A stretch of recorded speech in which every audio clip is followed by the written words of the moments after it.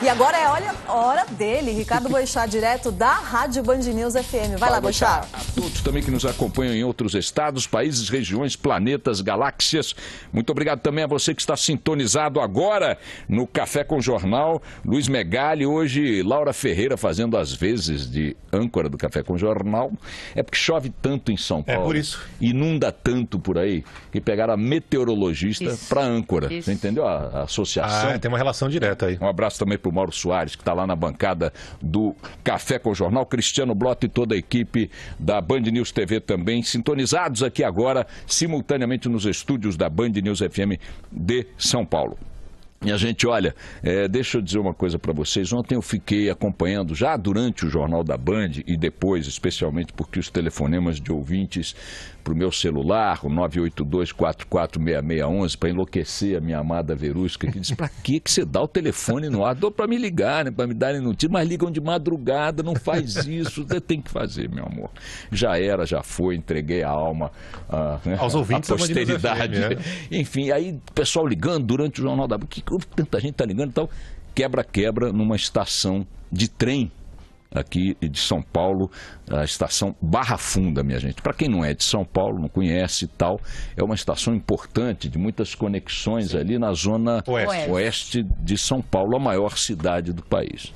O que está havendo? A população se revoltou, está fazendo quebra-quebra, ouvintes ligaram, migraram também alguns conflitos para a estação do metrô, que funciona no mesmo complexo urbano ferroviário da Barra Funda e tal, pau comendo e tal. O que aconteceu? A população se revoltou. Mas por que a população se revoltou? Porque ninguém aguenta mais. Mas o que não aguenta mais? Eu, para extrair da pessoa qual era o motivo daquele conflito, que de fato resultou em quebra-quebra, em pancadaria, etc. e tal, precisei fazer umas 2 ou 3 perguntas, porque até a resposta objetiva quanto à motivação explícita do acontecimento, o que ela expressava era revolta. E não foi um ouvinte, foram alguns ouvintes com quem eu tive a oportunidade de falar, enquanto também me conectava com as redações, tanto da TV quanto da Band News FM, para dizer, olha, eu estou recebendo muito telefonema aqui que começou um conflito na estação Barra Funda, e o pau comeu. O pau comeu porque o trem atrasou. Bom, mas que isso? Desde quando é aceitável que uma população promova um quebra-quebra porque houve um atraso de trem? Olha, falar de quebra-quebra e tentar encontrar justificativas é um perigo quando você tem um microfone na sua frente, porque haverá sempre quem vai dizer, essa análise sua estimula tal reação. Então eu vou dizer o seguinte, vou mostrar a vocês como é que certas reações não são estimuláveis quando você simplesmente tem um microfone à sua frente. Quer ver? Eu queria recomendar a todos os ouvintes da Band News FM, em todo o Brasil, em todo o mundo, do Café com Jornal, da Band News TV, que começassem a voar. Aliás, eu vou mudar, algo mais realista. Eu queria que vocês, ouvintes da Band News FM, olhassem para o estranho que está ao seu lado, pusessem a mão sobre o seu ombro e tacassem-lhe um beijo de língua. Vou aqui no Barão para ver se ele deixa. Não, melhor não. Deixou. Então é o seguinte, o microfone e o que se diz nele poderá eventualmente fazer com que algumas pessoas reajam de acordo com o que ouviram ou com o que entenderam. Mas ele não produz milagres, ele não faz, não transforma em redondo o que é quadrado. E o que é redondo é que essas reações da população, como ficou claro ontem pela milésima vez, em pouco tempo, cada vez mais, assim como os extremos climáticos, né, Laura Ferreira, estão acontecendo cada vez com maior frequência, aqui no Brasil, as manifestações de impaciência, de saturação, de saco cheio, de tudo que vocês possam imaginar, do povo, da população, é cada vez maior. É cada vez maior. Peguem no seu estado, peguem na sua cidade, o último sintoma de algo fora da curva, da normalidade, vocês vão dizer, ué, mas antes não era assim? Pois está sendo. E cada vez em mais setores, cada vez envolvendo mais camadas distintas da população, na faixa etária, no poder aquisitivo, na formação escolar e etc. e tal, o que significa que se pudéssemos imaginar a existência de algo chamado pacientômetro, o pacientômetro do brasileiro está chegando no volume morto. E pacientômetro de população, quando chega no volume morto, não morre, explode. É diferente desse aqui que o Alckmin deixou secar enquanto tratava de contratos na área ferroviária com a sua cambada do PSDB lá, só para falar do caso de São Paulo. É diferente o volume morto daqui de São Paulo. É diferente do volume morto dos reservatórios de água de suas cidades, que chegaram ao ponto que chegaram porque os governantes estavam tratando de outros interesses na vida deles, que são sempre os mesmos.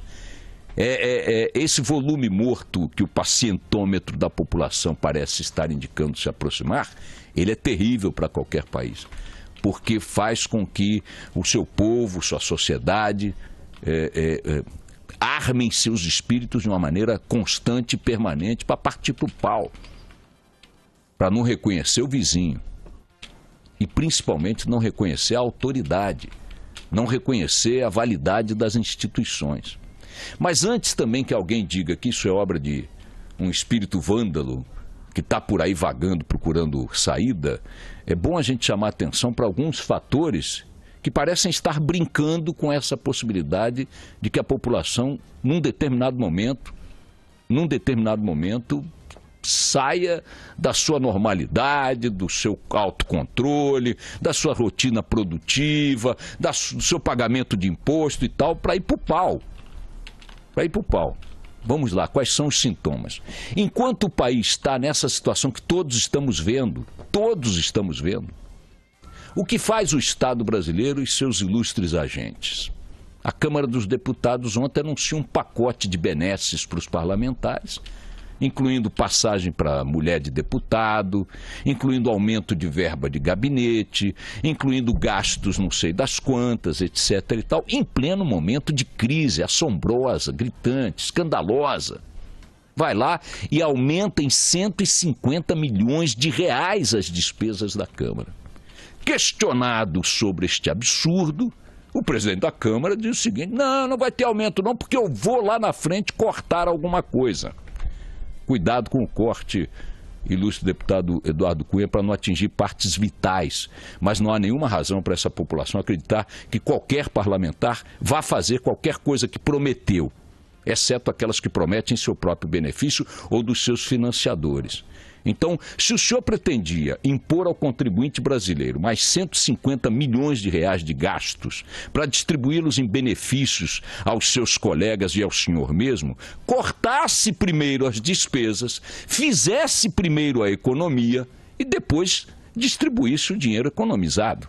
Agora, esse papo de vou cortar no futuro a mordomia, o gasto resultante da mordomia que eu estou dando agora, quer dizer, você promete a prazo e gasta à vista. Nenhum cidadão pode fazer isso e quando faz, paga sozinho o preço do erro. Então, você dá um caso como o escândalo do senhor Eike Batista, esse bandalheiro, bandoleiro, esse quadrilheiro desqualificado, essa figura que é ruim, até para o capitalismo uma figura dessa é ruim, porque haja de pior no capitalismo, uma figura dessa é pior ainda do que há de pior no capitalismo. E seus parceiros também no Estado brasileiro, quantos pousaram abraçados, governantes, presidente Lula, Dilma e tal, incensando essa figura, botando verba pública, BNDES e tal, nos seus golpes, chamando-o de exemplo para as novas gerações. Quem chamou o Eike Batista de exemplo para as novas gerações? Lula chamou, Dilma abraçou, etc. E agora, dizem o quê? Pois bem, o juiz que a sociedade botou para julgar esse marginal estava conduzindo o caso até com veemência, firmeza, etc. e tal. Estava sendo evidentemente alvo de duras reações dos fortes advogados do senhor Eike Batista, porque dinheiro para fortes advogados ele tem. Ele está quebrado, mas tem. Os fortes advogados do senhor Eike Batista, os competentes advogados do senhor Eike Batista, dizem o seguinte: tem que tirar esse juiz, tem que declarar impedido, ele não pode ficar no ar, ele está não sei o quê. Por quê? Porque o juiz estava lá firme, combatendo, confiscando bens, etc, etc. Aí, de repente, esta sociedade vê este mesmo juiz pegar o Porsche, o carro de luxo do senhor Eike Batista, para passear em casa, levou o carro para casa. E hoje o Jornal Extra do Rio de Janeiro está dizendo que não foi só o carro, não. O piano que ele confiscou lá do seu Ike Batista, merecidamente confiscado, ele levou para a casa de um vizinho. Tocando a nona de Chopin. Então, esse Estado que vai do juiz ao guarda da esquina, que vai do presidente da República ao carimbador da repartição que te trata mal, que vai do hospital público onde tua mãe está morrendo numa maca sem atendimento, até a escola que não dá aula para o teu filho, esse Estado está brincando com a paciência do povo brasileiro. O caso de Barra Funda ontem não é que ele seja diferente de outros. Ah, mas quando o trem atrasa, não pode quebrar. Claro que não pode reagir daquela maneira. Não é assim que funciona no Canadá, não. Sim, mas sabe quantas vezes o trem no Canadá atrasa? Ou em Londres? Ou em Nova York?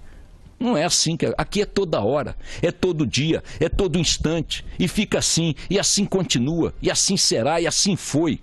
O pacientômetro está chegando no volume morto. O pacientômetro está chegando no volume morto. Recomendo às autoridades deste país que parem de brincar com fogo e que prestem atenção nesse volume morto aí, porque ó, o bicho vai pegar, hein? O bicho vai pegar. Toca o barco.